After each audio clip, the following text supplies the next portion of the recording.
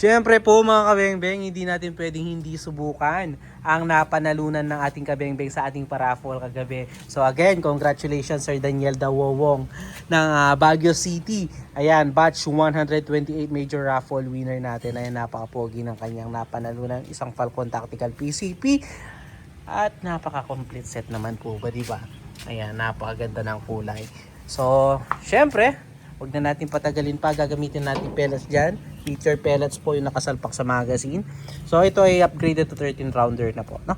So ayun po yung kanyang yung ating steel plate kung saan tayo mag-grouping test. So, pasensya na, meron po mga existing groupings diyan, pero hayaan niyo po doon tayo sa malinis na magpapatama naman, no?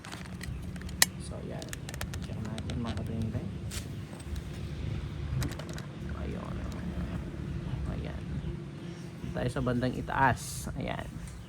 So, subukan na po natin mga bengbeng. First shot po tayo. First shot. Second shot. Third shot. Fourth shot. Pang-lima.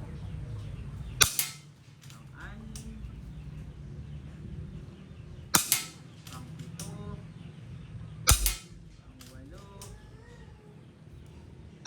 Pang-siyam. Pang-sampu. Pang-labing-isa. Pang-labing-dalawa.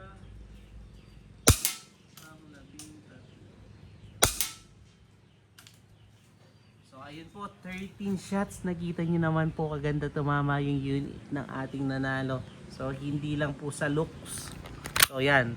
Tsaka makikita nyo naman po hindi biro yung ating mga pinapalaro, no? Ayan. So 13 rounds mga kabengbeng. So binibilisan ko pa doon. Medyo excited tayo. Ganda tumama eh. 13 rounds po. Ayan, isa yung pinupuntahan ng pellet natin. Napakaganda tumama. So again mga kabengbeng, paitayin na lamang po yung unit ng ating nanalo. Congratulations po Sir Daniel Dawowong ng Baguio City. Peace out.